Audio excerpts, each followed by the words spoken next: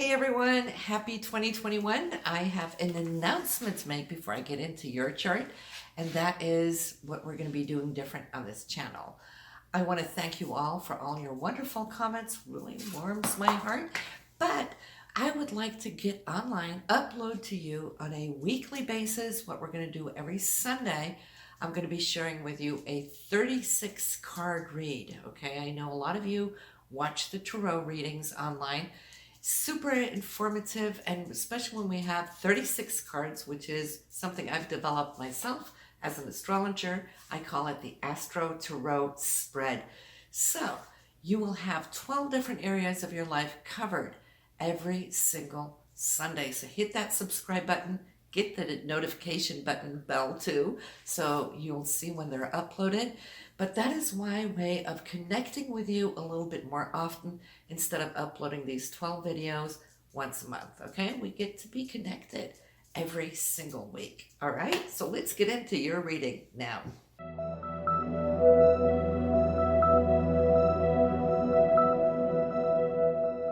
Hello, Leo. Happy holidays. We are now officially end of 2020, but Happy New Year. This is your January forecast for 2021, right? And we're going to be looking at what shifts can go on now after coming out of this difficult year that it has been. And there are some shifts. There's definitely shifts. And one of the major ones that I'd like to start out with here for you, Leo, is your relationships are suddenly going to start taking off. They're going to become more important. There is an expansion taking place because just as we enter into New Year's, Jupiter has already moved in 2 degrees into your relationship area. Whether that is your significant other or partners that you work with, you'll see how that's going to be more jovial, and you can expand this area of your life with Saturn too, having just joined into it 1 degree on New Year's Eve. The two of them are transiting together, so they're supporting one another. And where Jupiter wants to expand, Saturn comes in and says, but I want to secure this. How do I anchor it in? You know, so it kind of feels at times that it's like expansion and contraction, right? How does that work?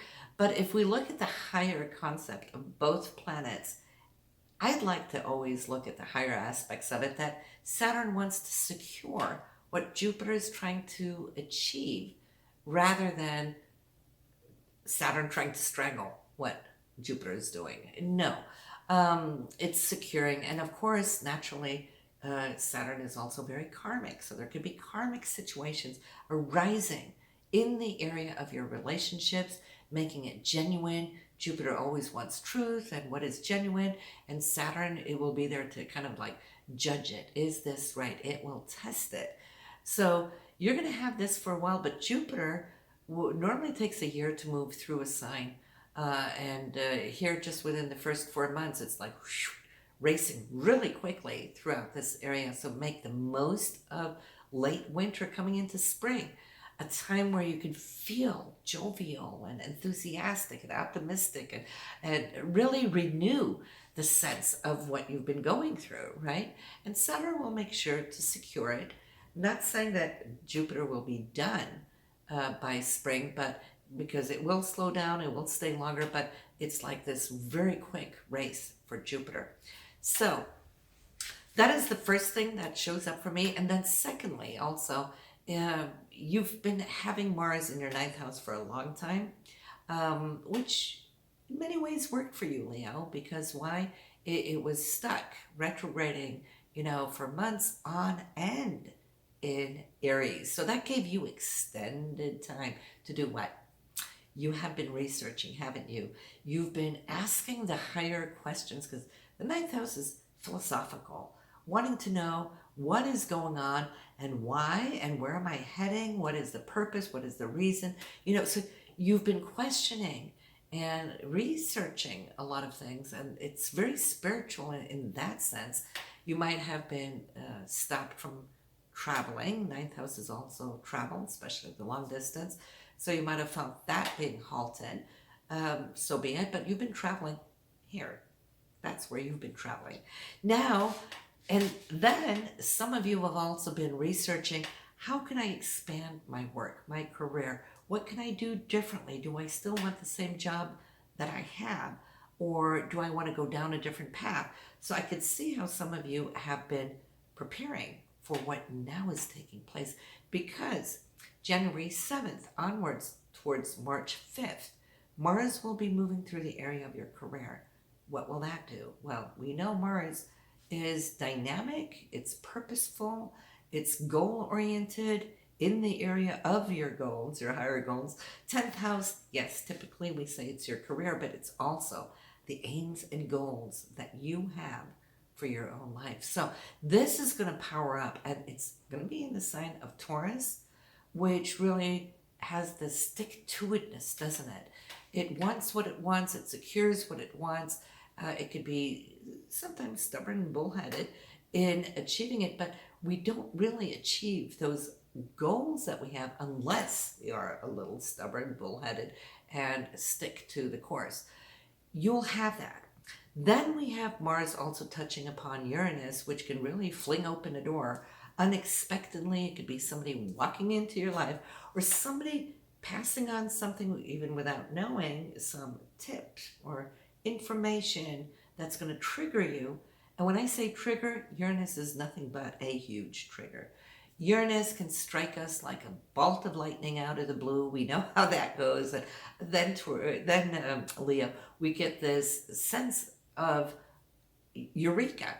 So you might download something that might just point you off to a new career path for those of you looking for a new career path. I love the excitement of those two planets because there's action. At least it's not boring when we have Mars and Uranus. But let me tell you, there's higher and there's lower aspects to every single planet, of course. The higher aspect is that, yes, there could come some unexpected good news, information that will just propel you off. But then the other side of it is the jolt can be so strong that it can move tectonic plates. That's why we as astrologers say Uranus, Mars, that's earthquake energy.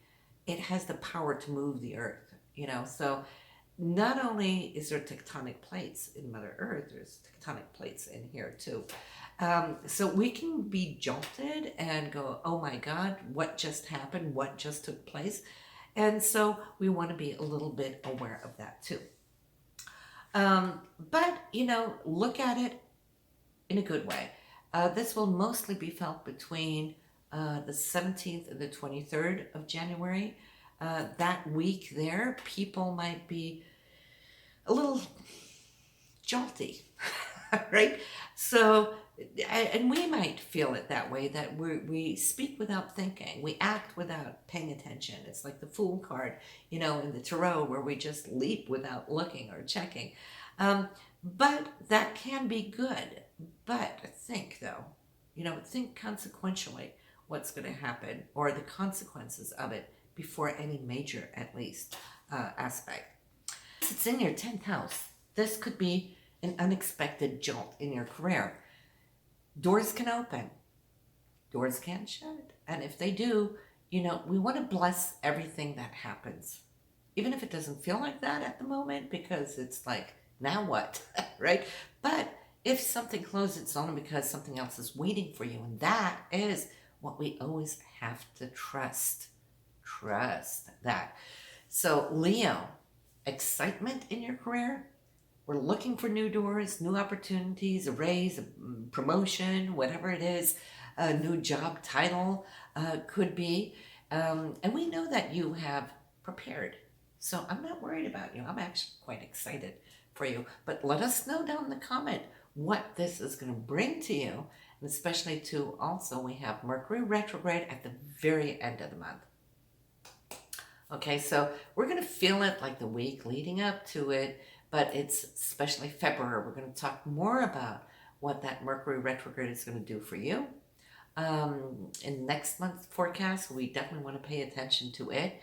But also here at the end of the month, we got Venus coming in to conjunct Pluto. This is in the area for you in the 6th house, so it might, affect your career. No, not necessarily career, even though it's your work, your day-to-day work, how you work, who you work with, co-workers, your routine, that kind of thing.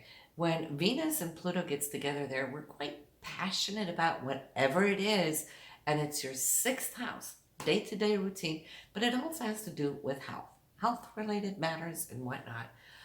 So we could see that coming into play pretty much their very last few days of January. So listen, this is what I had for you now. Let's mention, I don't think I spoke about the new moons here, or the new moon here with you. You know, you do back-to-back recordings here. It's like, did I say it in this video, or was that the last one? Oh, that was Cancer, right? So the new moon this month, Leo, for you, January 12th, is going to be 23 degrees in Capricorn. That is going to be right there with Pluto. So we place our intentions on a new moon.